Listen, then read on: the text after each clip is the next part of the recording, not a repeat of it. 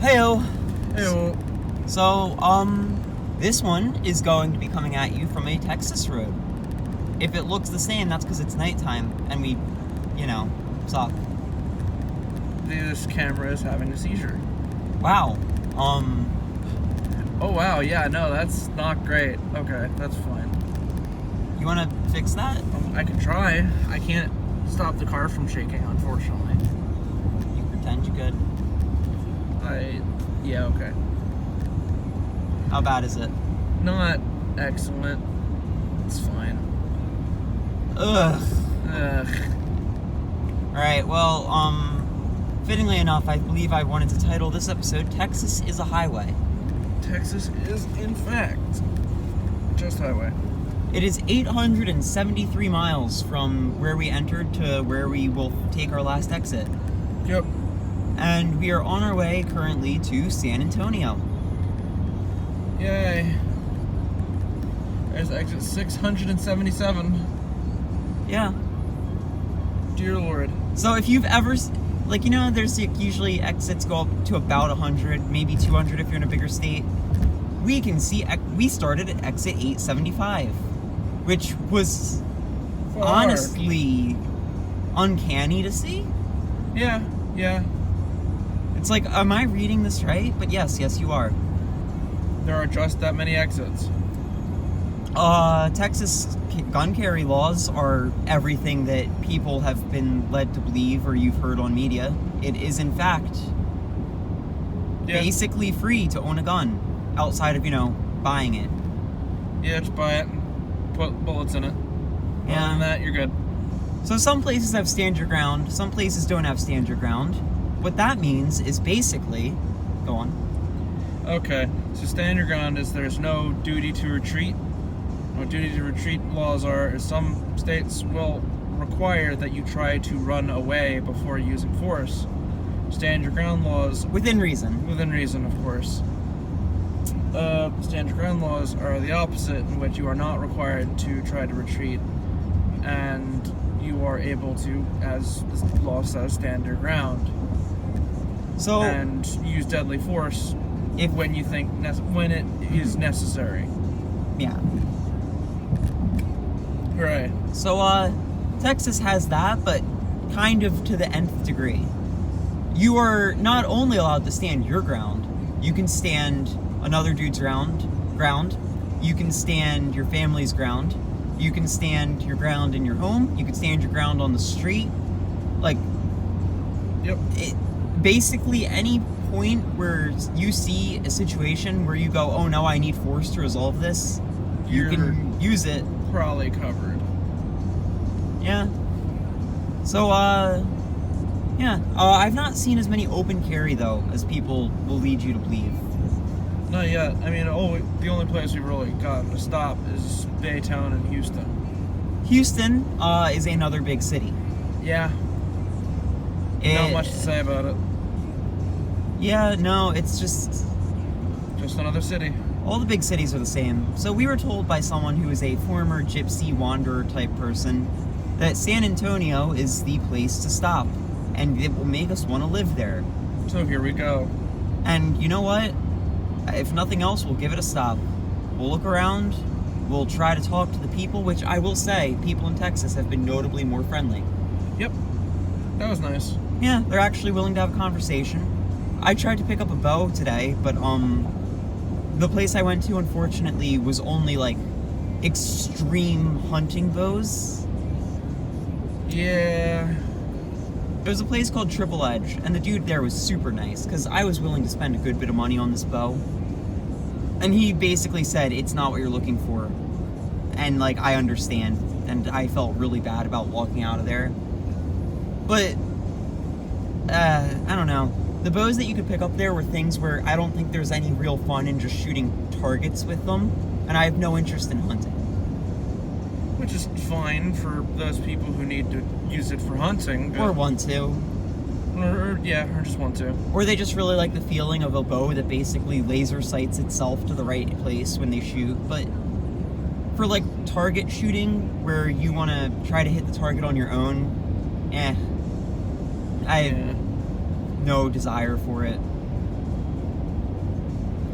Like, there were bows that were so powerful you couldn't even pull them back by hand. You needed a special mechanism to pull it with. Because, in his own words, if you made a slight mistake and twisted the string at all, you could make the bow explode. Yeah, at that point, it's just, oh, okay. Great. Yeah. Not really getting to live out the Robin Hood fantasy there. Yeah. I mean, I see the appeal of it, but for me, hitting the target and, like, trying to be accurate without all of the bells and whistles is the fun I have in archery. Yeah. I don't know. It's like no one goes to the range with a laser sight. That's the analogy I gave. Agreed upon analogy here. Yeah, because I was gonna say it's like shooting the bear at 50 cal again, but apparently that didn't hold up. Well, because when you're bringing a rifle like that to the range, you're usually setting up your scope yourself, and you still want to hit groupings, and you just want to have a range further than where we were shooting that at. Yeah. You don't need that for 25 yards. If you're using that for target shooting, you're using that further than 25 yards. At a point where you're likely actually having to account for shit like, if not wind, then the rotation of the earth and gravity and all that. There are places that actually do, like, you fire your Barrett from like a mile away and try to hit the target. Yeah, and that's what that's for. It's great. A 25-meter shot is not that. Yeah, you really don't need all those bells and whistles for 25 yards. If you want to use iron sights, go for it. I guess. I don't know why you would ever want to shoulder fire that thing, but you can. I'd be scared to see what that feels like. I'd want to try it if I could, but I would, one, not want to drop a $10,000 gun, and two, that sounds very scary. Yeah. It's the equivalent to someone walking up to you and going, yo, I'm gonna punch you in the gut, are you ready? You could never truly be ready. Yeah, it's like, I think I am. Especially if you fuck it. If you fuck it up, Yeah. you're gonna eat that recoil bad. So, we checked out Houston. I tried to do archery and I failed. Checked out a few gun stores because what else do you do in Texas? And we made a steak dinner. Yeah. It came out okay. It was a little bit overdone. It was alright. The sauce that was in was good. I mean, I knew the sauce would be good because I've done that before. But cooking steak is an art, and I wanted to slow cook it in the sauce so that it, one, could absorb as much as it could, and two, would be a little more tender. And I just didn't keep the heat low enough, which, honestly, it's because the lowest heat for our portable stove is still fairly high. Yeah. You know, it's a portable stove. What are you gonna do? So, it came out okay. The potatoes came out really well for what they were. For what it's worth, yeah, that came out pretty good. And now we use those potatoes, so that's one more thing I brought that's been at least used a bit. So yeah, this is the road to San Antonio, where I plan on doing a little bit more tennis, hopefully. If we really like it here, we'll work here for a week before we finish up this journey. Yeah. Week or two. See what we can do. See if we can find work. I mean, I don't know if the cooking videos on this channel paint me in the best light, but I can at least show off if they give me a chef knife and a vegetable to cut up. Yeah. I think that's really our only plan for this. Yeah, just see what we like. If we like it, stay. If not, oh. If not, we move on to Phoenix and the Grand Canyon. Actually, make sure the Grand Canyon's not, like, north of us somewhere. If it is, we could always just hit it on the way back.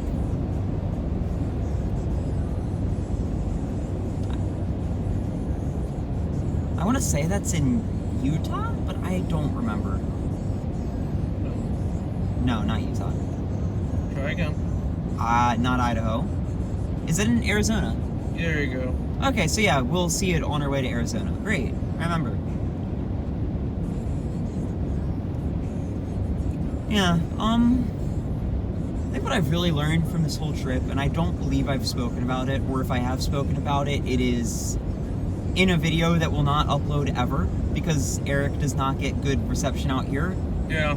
Verizon doesn't work. I've been trying to upload a video for days, and it keeps telling me no. Wah, wah. So, fine. Whatever. Right. Everywhere you go, or at least everywhere we've gone, it seemed like people just have this sort of bubble around them, keeping you from really interacting with them in a meaningful way. Like, even if you're willing to be fully open yourself and have a conversation, if they're not, because they're busy at the time, they don't want to, or, you know, whatever reason, you're not going to get anywhere. Yeah. Our best conversations we're fine. This guy is literally going 50 on a 70. Wah, wah. Like, our best conversations have all been with people that were more free at the time.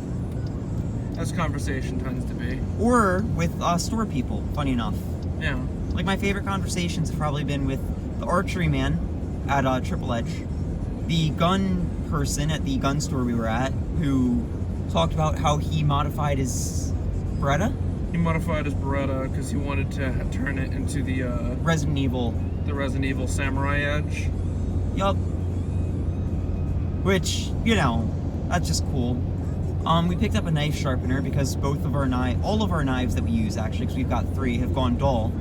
All of our knives are a tragedy at the moment. Turns out squash, not great for not great for tiny knives. Yep. Anything else? So, I tried to shop for a wood furniture Mossberg. yeah. That turned up null. So I was like, failed oh, to buy a KSG. maybe we'll get a Remington. Nope. Those are just gone. So, alright. So I looked at some other stuff. I found a Kel-Tec KSG. I don't want a Kel-Tec, really. So I did not indulge.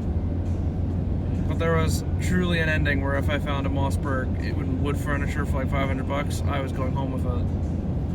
I mean, my intended goal was to buy a bow, and that failed. But we would have had to deal with having a bow in the car, which I guess is more legal than a gun. Yeah. But still, if we got pulled over, I wasn't looking forward to explaining, oh, that's just a hunting bow. Yep. Which it wouldn't have been. It would have been a competition bow. But you know what? If I find the cop who's completely into archery and goes, no, that bow is for blah, blah, blah, I'd just shrug and be like, all right, yeah, it's for that. Is it illegal? Cop comes out of his car with a bow slung over his shoulder, like, ah, shit. Oh, no. Bro, what do you do when the police form a firing squad, but they've just got a man in the back with a hunting bow? Well, you know he's the one with a loaded chamber. True. I mean, at least arrows don't over-penetrate. Usually. If you get over-penetrated by an arrow, you've died. Yes. That's usually how that works. No, like, you are... no. Like, I don't know what type of bow you'd have to shoot a human being with to over-penetrate with an arrow, but it would be so over the top that I would hope anyone reasonable would see a cop, or I don't know who the fuck would be using it, start setting that up and sighting in on them and just go, no. I surrender. It'd be the equivalent of seeing somebody pulling back a Dark Souls great arrow. Yeah. Where you just go, no. That arrow can kill a deity. I don't want to be on the other end of this. Stop. I surrender. You know, that's... If the police unlock weapon arts, that's when you should worry about that. The bow equivalent of a Barrett. Dude, ugh. Anyway. So yeah, I failed to get my bow. I will pick one up at some point. Probably just a cheaper one, to be honest. Yeah. Because I think there's a lot of things I want to get into when I get back from this trip, and archery can be one of those things, but I'll want to make some money somewhere first before I go into it. Yeah. I'll probably just settle for a synthetic shotgun. Which will be sad. However. I mean, if you like shooting it, you like shooting it. Yeah. Or paint it. Or add the wood furniture. Just will not paint it. Add the wood yourself. I could add the wood furniture myself, yeah. Yeah, there you go. Take off the handguard, take off the stock, put on wood. There you go. There you go. I'm just imagining like a 2x4 plank on your gun. I'm not going to have a roadie AK of a shotgun. Those are nightmares. You're not seen that shit? No. Oh my lord. You're not gonna just slap on the 2x4s and basically use a porch as your grip?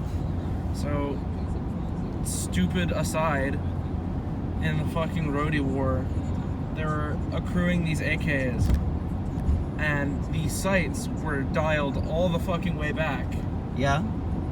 to the larger numbers. Yeah. So apparently upon interrogation, they're like, why are you dialing the sights back? What is the secret here? And it turned out that they thought that the higher number meant that the bullets were firing harder.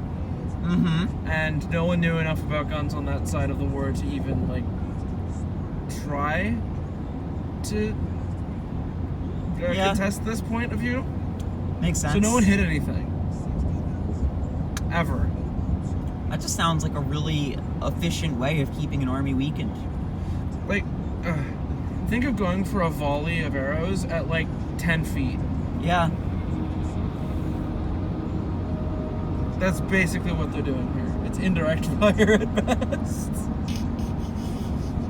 It's intimidation tactics. But seeing the condition of some of those AKs, it's fucking horrendous. Yeah, why would they take care of them? They just don't have a cover for the receiver. The stock is a memory at this point. The handguard is made out of a 2x4. You see like the shit being held together with chicken wire. Oh no! And it's just crusted with years of dirt on the outside. They test it. I'm sure as shit fires. That's just an AK. Yeah. So yeah, I will say, did we ever talk about... No, we never talked about Louisiana and New Orleans, did we? Not really, I don't think so. Alright. We had a little bit of a update on New Orleans, but we didn't talk about the aftermath too much. Alright, let's talk about it then, I suppose. Let's talk about it. Worst case scenario, we try to overroll ground. Yep, how long has this been going on for? 20 minutes? 17 minutes. Awesome, my sense of time's not fucked. So, New Orleans. Right, party central of the world. Everyone gets wild and crazy and it's super duper fun. And, they've got insanely rigid COVID and vaccination restrictions. Do you have your card? No. Alright, keep in You're not mind, getting in this bar. producing a vaccine card isn't even the problem. It's the fact that we weren't aware we'd need them. Oops. Oopsie. So we went, oh yeah, New Orleans, let's get wild and crazy. And then it became, well, half of these bars don't let us in, and the half that do weren't supposed to. Yeah. It was fine. A good amount of bars just let us in anyway. Yeah, it was, I mean, one bar, I was like, hey, this is what happened, is this cool? And it was like, don't tell anyone, and that was that. Don't tell anyone, get in here. You got your ID? Go. Yeah, like, okay, you're not under 21? Cool, we're not making any felonies happen then. Go on. Just get in there. And I can appreciate that. We met some cool people. Yeah. We had good drinks. It is super cheap to get absolutely blitzed in New Orleans.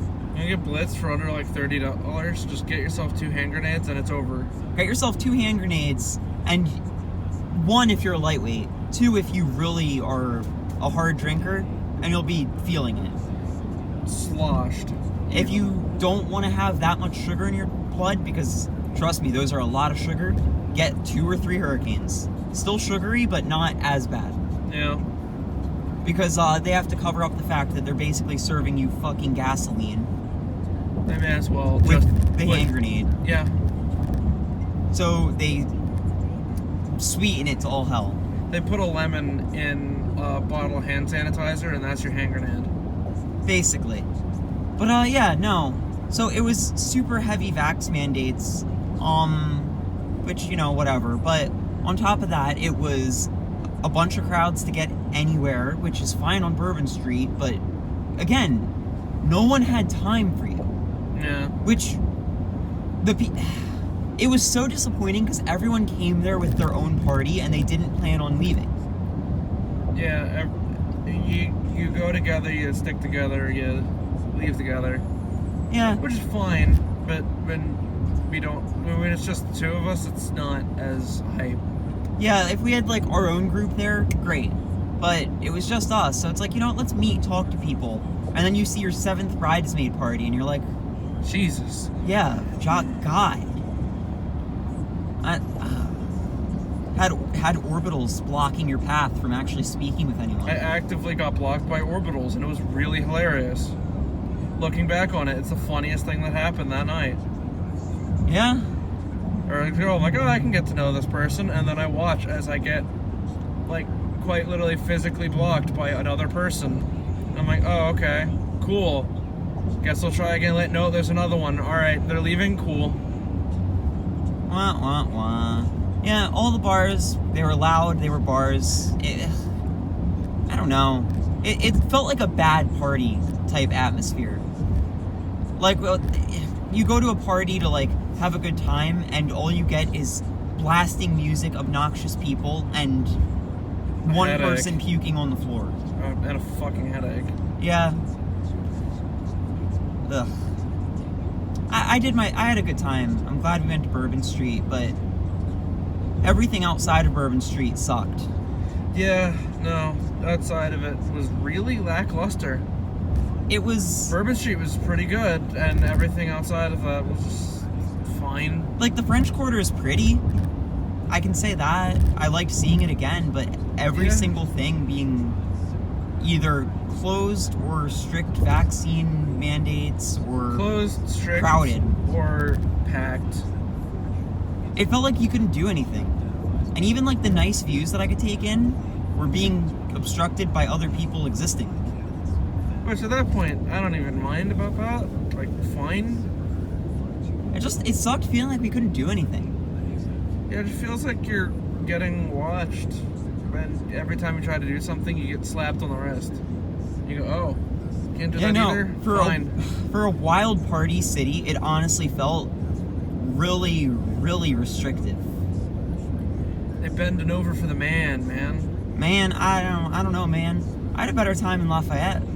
Yeah. In terms of food and stuff. All I can really say is the drinks were great. And that was the best part of it. It was worth the night out and seeing, for sure. Yeah, for sure. I don't think I'm gonna go back unless it's with a group of people. If it's with a big group of people, you know what?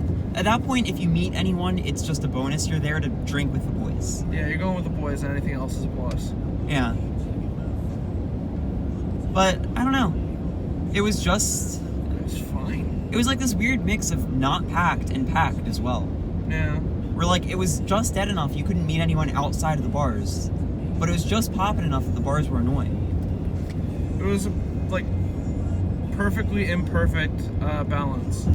Like, you know how sometimes at a party you could, like, leave the main area and go meet someone and actually have a conversation? No one was out. It's like, oh, the big party room is the living room. Cool. I'm gonna head over to the fucking kitchen and see if anyone's hanging around in here. There's no one. Yeah. Barren. We talked with 2 people, and that's despite, as I said, a big part of this trip is try to get better at talking with people. To which all I can say is... No one wants to talk. No one wants to talk. So it's like, oh, alright. I'm at the point I'm gonna give out I'm gonna go print out some, what do you call it, business cards, like, want my life story and or a conversation partner, call me. Yeah, honestly. Oh, you're busy right now? Here's my card. Alright, yeah, no. Oh, you're busy right now? Here, call me. What do you do? I'm Jared. That's what I do. Christ. So, yeah. You know what? We were warned that they were being super strict about it. And we were kind of like, well, we should be fine. We were not fine. Yeah, oh well, should have gotten my stupid... Should have asked for a picture of my card, honestly. Womp. Womp. That's right, I had my damn card. It was just in my car. Across the river. Yeah, so to get to Bourbon Street, because there is no parking, we parked across a river. Like, we went over a bridge, we stopped at a Planet Fitness about 2 miles away, maybe a mile, and we Ubered. Yep. By the way, great Uber drive. If New Orleans was as nice as our Uber made it sound, then man, we would have loved it. Yeah. That guy was cool. I liked him. He was one of those old school, like, I'm 70 years old, 80 years old, and I'm just doing this because I'm doing this type dude. The dude was in his, like, 50s, 60s, dude. He looked a lot older. He's not that ancient. You're really doing him dirty. He had a fully gray beard. Yeah? Yeah. Uh-huh. Do you not remember this? Yeah. This man did not look like 50. Wasn't 80. I felt like I was speaking to a grand wizard. Maybe not that kind of grand wizard. Definitely not. But You know what? To be completely fair, most of my memory from that night has been erased, so I'll give it to you. But I don't think he was. He was at least old 60s. Yeah, I'll give you that one. Anyway, it was so New Orleans became a city that we had to flee, and that was that. We got our one bit of food. We never managed to find our roast gator to eat. We got our pictures by the water. It looked beautiful because last time I was here it was way overcast, and that was that. I'm still sad I didn't get that roast gator, but what can I do about it? I don't know. Hope that we blow up and beg for someone to get you a roast gator. I guess I just have to go into the bayou myself, grab the gator, defeat it in martial arts combat, and bring it back to be roasted. Be roasted on a portable stove. Yeah. Next, I'm gonna have to cut it up. You're right. We need to find a big oven. I'm gonna build a fire. All right. So Eric's new life goal is to go play Monster Hunter, but IRL. I'm gonna kill the shit out of that alligator. I'll get you a great sword. Nah. Nah. Then it's not a test. I think it's very much a test if you use a sword. If it's a sword, that's one thing. I'm gonna go in there with my bare hands. All right. I believe. If I don't defeat it mano a mano, am I truly a man? By some definitions, no. Precisely. Have you never wrestled a mountain lion? Oh yeah. What do you Well- think this training is for? Yeah. Alright. New Orleans was... yeah. It's kind of blah. Blah. Every city has been the same. And that's something that we got told by quite a few people who have done trips similar to this. Like, oh yeah, every city is just built on concrete in a grid. Like, it's just a city. And it's a lot more true than I really thought. Hey, put that soda down. Oh, Christ, I wished some of these fucking cities were on a bridge or on a grid. Yeah. All the cities... Drive around Texas and Houston sucked. Oy. It doesn't help. Our GPS has given up on us. It is straight up telling me go straight, and it wants me to take a ramp. And I go straight past the ramp, and it goes, oh no, you messed up. And I'm like, Alright, Siri, thanks. Just watches your exit go by. Go, by the way, you're supposed to take that exit. Tee-hee. And then off you fuck to go find the next one. Yup. And sigh. I gotta say, traffic's been annoying everywhere, except for the asshole ends of the earth in Florida, where we went across from east to west, which we were the only car for probably 15 miles. That's because there's nothing there. But yeah, that's because no one is going out that way to visit a gas station. Yeah. I don't know. I kind of wish it felt more not urban. You can do it, I believe. Rural. That's what it's called. Okay. There's urban, suburban, and rural. Every single place we've gone to has felt very suburban. Or urban, depending. Yeah, so it's just not been anything... I don't know. It sucks. I really was thinking that as we went further south, we'd see, like, something other than this. Yeah. Which, Texas is a lot prettier than most of the states that we've driven on. But that's because, the other highways have tree, road, tree. And that's all you get to see. Texas at least has a lot of, like, oh, look, you can see a bog. Ah, look, you can see the water. Yeah. Like, oh, that's an open field. The sunset today was beautiful. It sure was. Yeah. Past that, everything kind of looks the same. So, yeah, it really just feels like traveling's all about going and seeing the attraction and then leaving. Yeah. Like, you can walk the city, but honestly, there's not been any culture for the most part. There is a culture, the American culture. Yeah. It's like, oh, look at the culture of the French Quarter, and then it's a bunch of Americans working in the French Quarter. You go, oh, alright.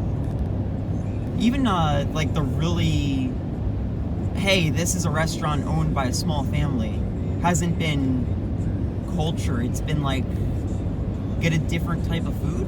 Yeah. That truck is actually I don't know if that showed up on the video. There's a truck that was fully covered in neon lights. Blinding. And it is an accident, what do you call those? Accident magnet? Yeah. It fully blinded me. Great.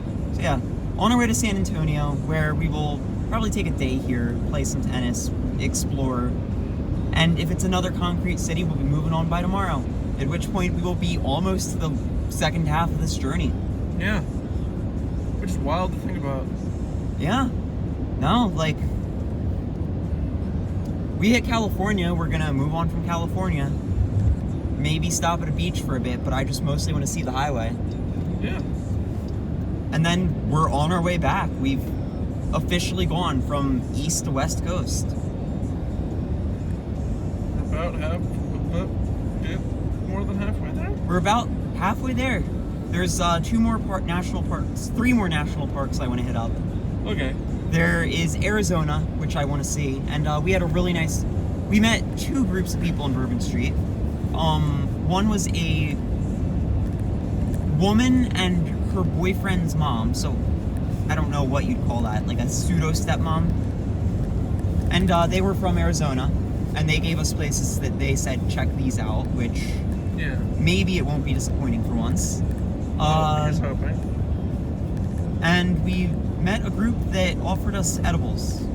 That was funny. But like they actually spoke with us, so it was different than the people who walked by and offered us cocaine. Yeah. And that's really been it, honestly. Yep. As depressing as that is. Like we've had a lot of conversations, but like I said, and coming right back to it, everyone is in their invisible sort of bubble that is their personal space in their life. And either getting them to open up is an art that I just am not good at, which is probably part of it. Yeah. Or they're just not, they're busy and they don't have the time for it. Which is why I thought Bourbon Street might be different, because like everyone's there just to party and vacation. But no. Yeah. Everyone is instead busy partying and vacationing. Yeah, on their own. Yeah. It's like, I'm in my group, I don't want to meet people. It's like, yeah, cool. Which is fine, I guess. You're entitled to be wanting to do that. I'm not even against it. I'm just saying, when I took this road trip and I imagined meeting a whole bunch of people and like having a bunch of stories with other people, I didn't think it'd be stories of just me and like brief interactions and you and brief interactions. Yeah. I don't know. Maybe if you want to make a difference, you just got to do it on the internet. I guess so. I will say, we're about 2 weeks in now. Yeah, 2 weeks in, coming tomorrow. And we're on schedule, on target. Yeah. It's this trip taken about as much time as I thought. Yeah. It's fine. What do you mean? I think at the end of the day, it's not really what I was expecting out of this trip. I mean, what were you expecting? I was expecting stuff to be different. And not just grids and cities. It's not just grids and cities, but all cities are just grids. There's also really long roads connecting to grids and cities. I mean, we could turn off right here and go see if we could have an adventure in Harwood. I don't know what Harwood is. That's exactly why we could try to have an adventure there. Could. I do want to see what the San Antonio is about. They did speak highly of it, and I would like one of our encounters to be true. Yeah. I don't know. Shit, we got directed to Lafayette, and I think that's one of my favorite spots we stopped. Yeah. Lafayette was really nice. It was a little bit different. Yeah. It was a mix of like suburb and urban, but without being too annoying. Yeah. That and Rogue was Sussville. It sure was. Everything there looked decrepit, and a lot of the things we saw were not very up to standard.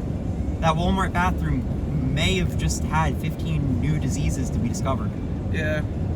That we unearthed. And then we had that one group where they had their car behind us when we went in, and they were idling in it. And then we came back out 40 minutes later, and they were still there, idling.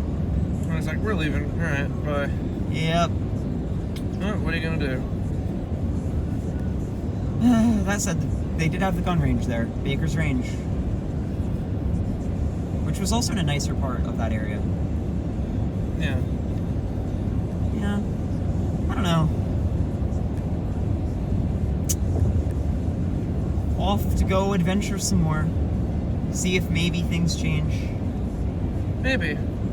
Yeah. Here's open. I mean, we'll look around, explore San Antonio. If we don't like San Antonio, we'll start heading towards Arizona, and we'll find a nice spot to sleep somewhere in between, because keep in mind, whenever we've done an in-between stop, we've not had a plan. Yeah. It has just been, let's stop here. And every single time, it has been the same thing, without fail, which is very demoralizing, I suppose. Yeah? Like, it's one thing if we were just hitting up the big tourist attraction cities. Yeah. It's the fact that we're hitting up the smaller places as well, and it's still a lot more the same, that it's like, Alright, well, we're off. Probably like an hour left. We're gonna grind it out, get ourselves ready for the night, and see what there is to see. Peace. Yeah, boys. Bye. Wow.